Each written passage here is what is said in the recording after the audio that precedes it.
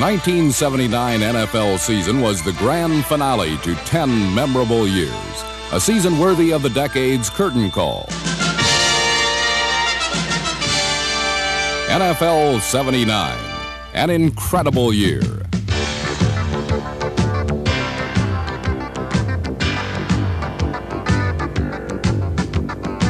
"1979 had its share of oddities and rarities, as well as such familiar rituals as one athlete going head-to-head against another.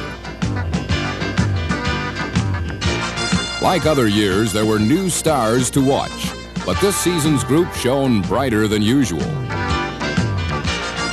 Established names continued to flourish. There were come-downs and comebacks. Some souls lost and forgotten returned to prominence, while others punctuated storied careers with one last hurrah. 1979 featured a constant battle of wills, strength against strength.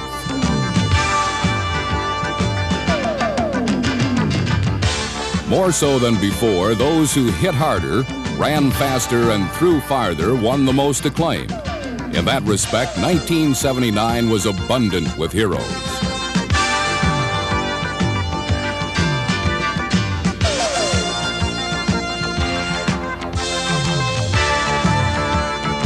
A rousing conclusion to a rousing football decade. This was NFL 79.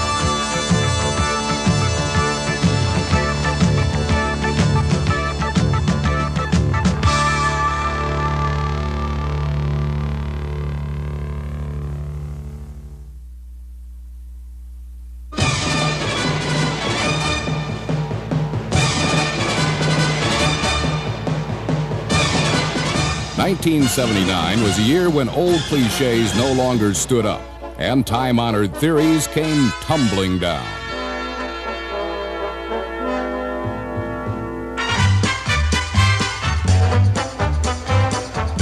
For years, experts have said, if you can run, you can win.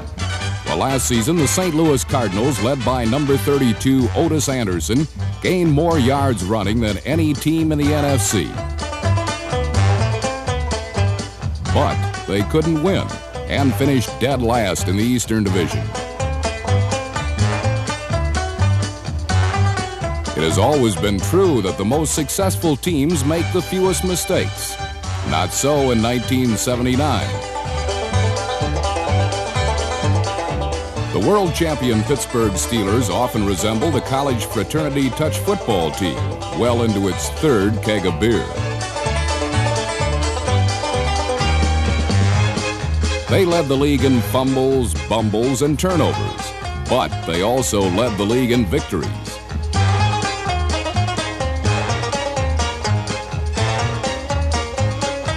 In San Diego, the Chargers barbecued another sacred cow. Every season, the computer tells us a team that passes more than it runs is doomed.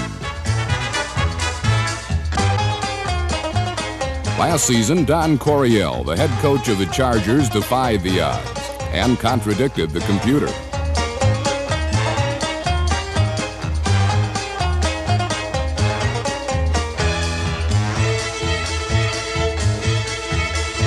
Coryell's Chargers passed more than they ran, and at the end of the year, they were champions of the AFC West.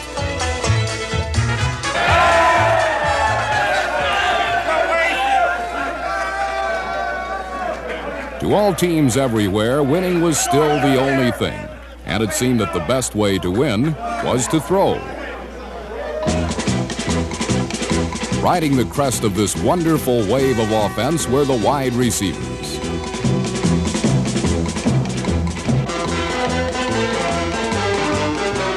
They were the lonesome cowboys of the NFL, gunning down defenders in man-to-man duels, then galloping off through the wide-open spaces.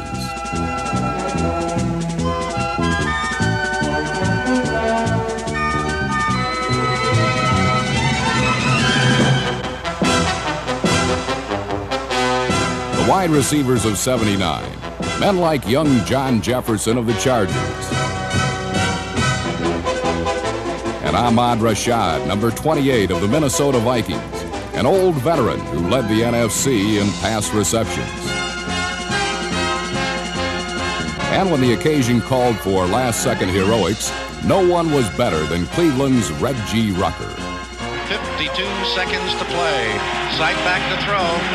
He throws in the end zone. It is a touchdown!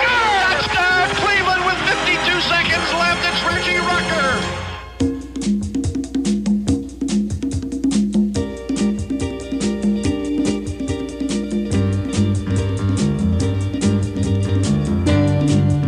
Week after week, pass catchers prove that dash and dexterity can be as impressive as brute force, and ultimately more successful.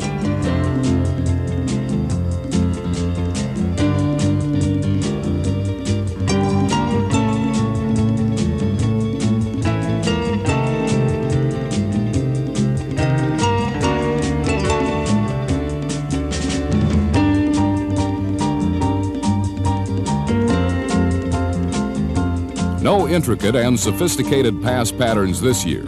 Just everybody out for a long one.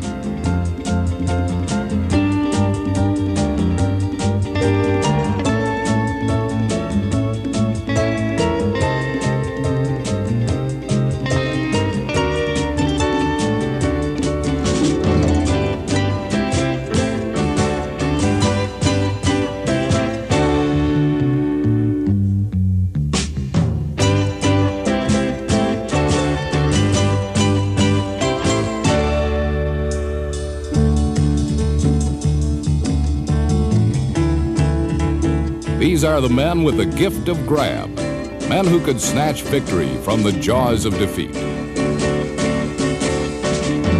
80,000 plus cheering the Browns on. We're in sudden death. Back to throw. Sight looks and throws it deep to Rucker. He's open. Touchdown! It's over!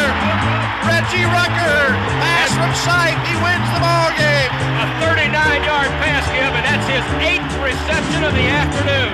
The Browns have defeated the Miami. In a season of startling upsets, wide receivers were Sunday's heroes.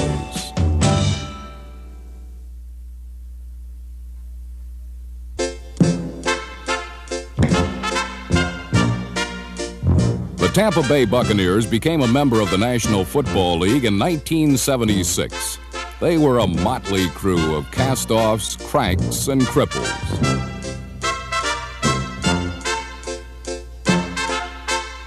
Their head coach, John McKay, came from the University of Southern California, where he was unaccustomed to defeat and disorder. We went through 8 quarterbacks. Every time I looked up, start that guy. We had no audible system because we had the left guard was from Nova Scotia and the right guard was from, we just picked up from Philadelphia. They barely knew each other's name. The Bucs stumbled at the starting gate, then went straight downhill. They were America's belly laugh. Tampa Bay went on to lose 26 games in a row and were ridiculed as the worst team in the history of professional football.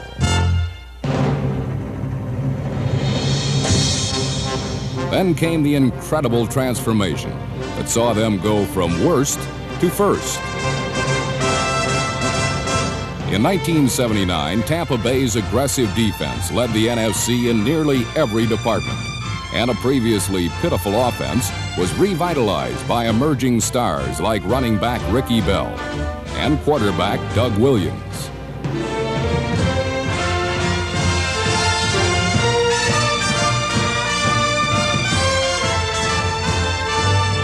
Although conservative on offense, the Buccaneers won 9 of their first 12 games, causing critics to presume that head coach John McKay was pulling rabbits out of his hat.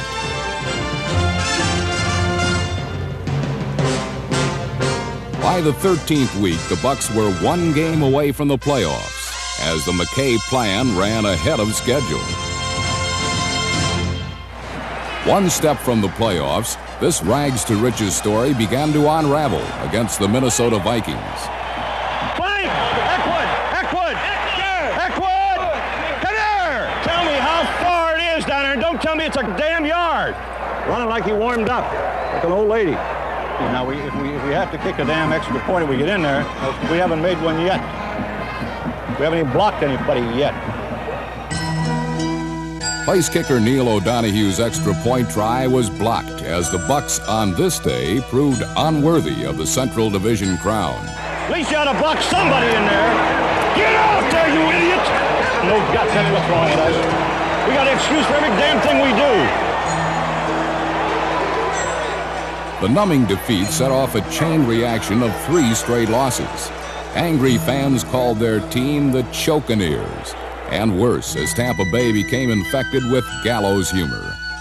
After the Minnesota game, Neil O'Donoghue tried to commit suicide. He put a gun to his head, but somebody blocked it. You see my watch? It's been the only consistent Buccaneer since they were born. It's never stopped running. And what we needed was Knute Rockne, and he was not here. We will attempt to come back next Sunday in Tampa Stadium in front of our own crowd. We've now proven we can't play on the road or in front of our own crowd. So we would like to have a neutral site.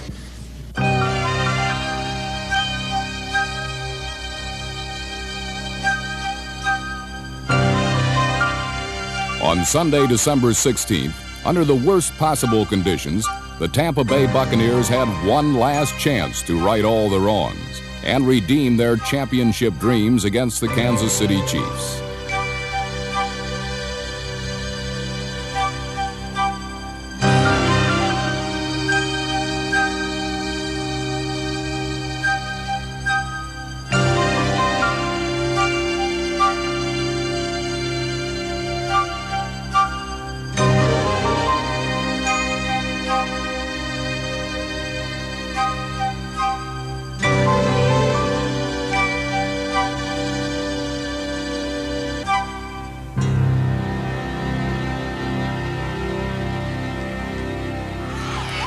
For more than 3 quarters, they slogged and sloshed, mired in a scoreless tie.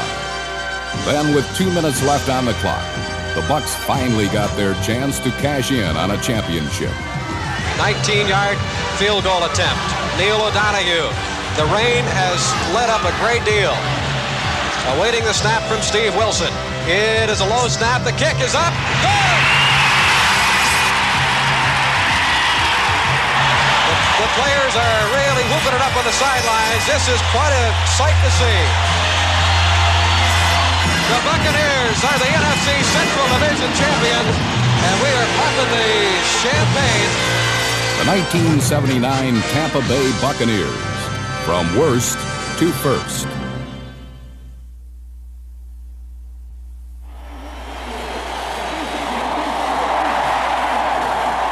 For the 16 weeks of the regular season, pro football is just a game. But in December, when the playoffs begin, it becomes a civic movement, and each city rallies behind its team for the final push to the Super Bowl. We're the Houston Oilers, Houston Oilers, Houston Oilers #1.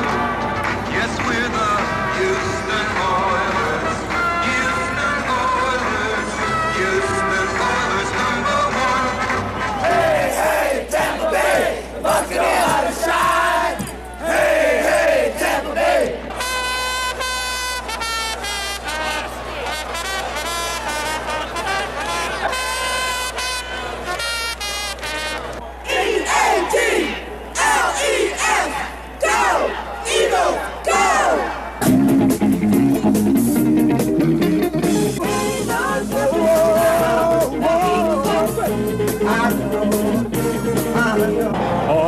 Offense, offense, take that football all the way up the field.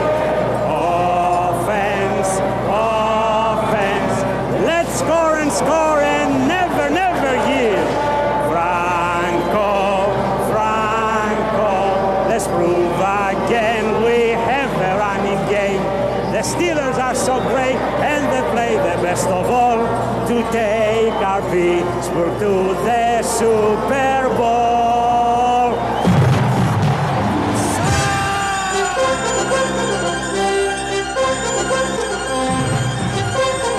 In Pittsburgh, the Steelers easily defeated the Dolphins, but in other cities, the playoffs reflected the regular season as underdogs frolicked and upsets flourished.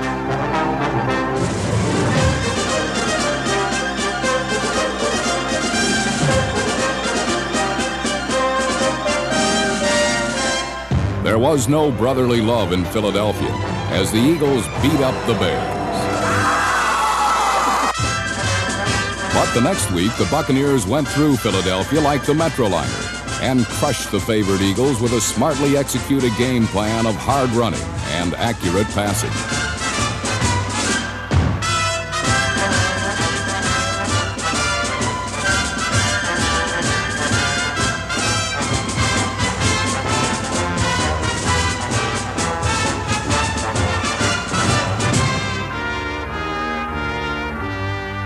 Bum Phillips and his Houston Oilers reminded us all that football is a game of guts as well as game plans. Playing without Dan Pastorini and Earl Campbell, and with half their defense playing hurt, Houston seemed certain to lose to the high-scoring Chargers.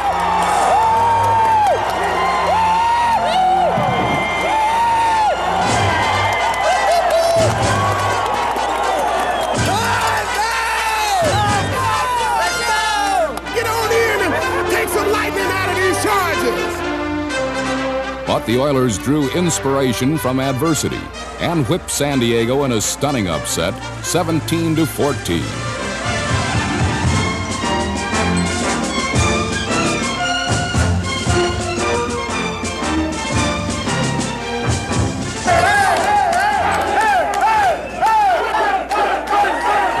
I said before the game we were short on manpower, but we were long on guts, and I'm damn sure right.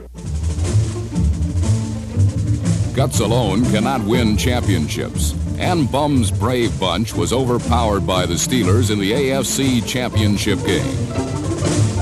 I don't think anybody can beat Pittsburgh except Houston, and we didn't. Houston's season ended in Pittsburgh.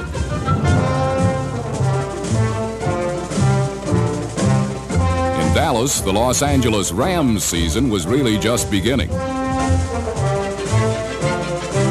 Of all the teams in the playoffs, the Rams had the poorest regular season record. But against the Cowboys, they cast aside their underdog image like Clark Kent's business suit and emerged as the surprising new super team of the NFC. I've been around football all my life. That's the best damn effort I've seen any team my whole career ever give. The following week in Tampa Bay, 3 swings of Frank Corral's foot defeated the Bucs and sent the Los Angeles Rams homeward bound to Pasadena for their first Super Bowl ever.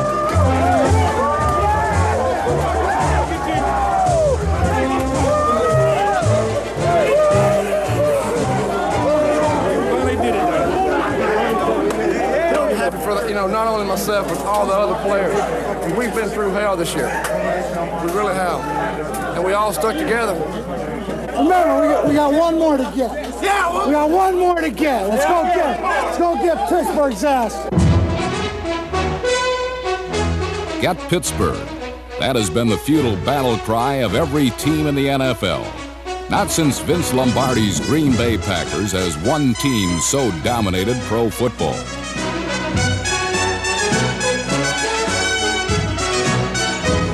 No other team challenges its opponents with as many skilled athletes.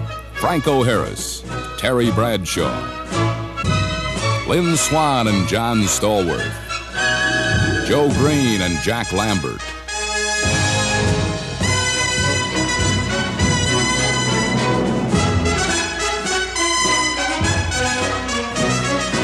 They had already played in 3 Super Bowls and never lost. And now the Steelers look to close out the decade with yet another world championship.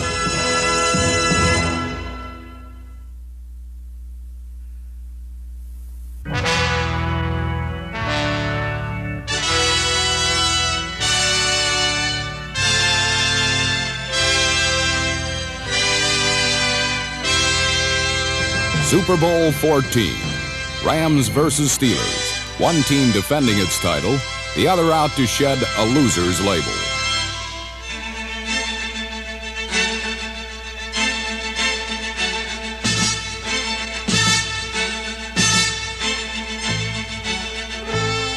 Many observers tabbed the game as a mismatch, but from the start, the Steelers and Rams played a surprisingly even power game inside the trenches.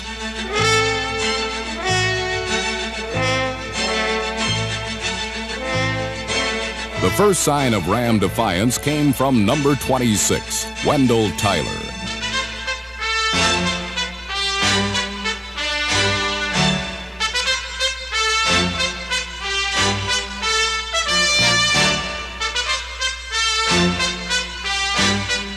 Tyler showed the steel curtain might not be impregnable. Then Ram quarterback Vince Ferragamo erased all doubt.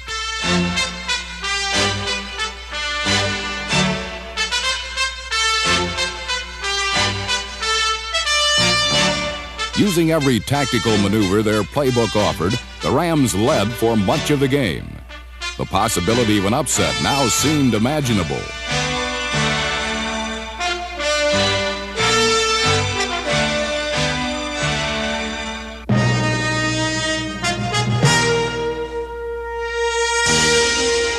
But the Pittsburgh Steelers did not become three-time world champs by accident. They set out to catch the Rams, then reclaim the lead for their own.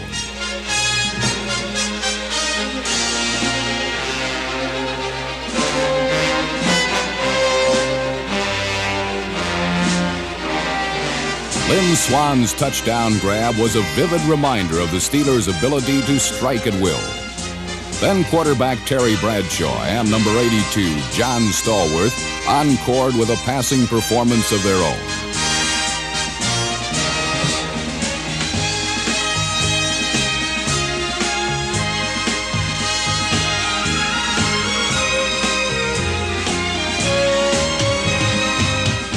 Final score, Steelers 31, Rams 19. For an unprecedented fourth time, the Vince Lombardi Trophy, football's most cherished prize, belonged to the Pittsburgh Steelers, despite the noble efforts of a courageous Los Angeles Rams team.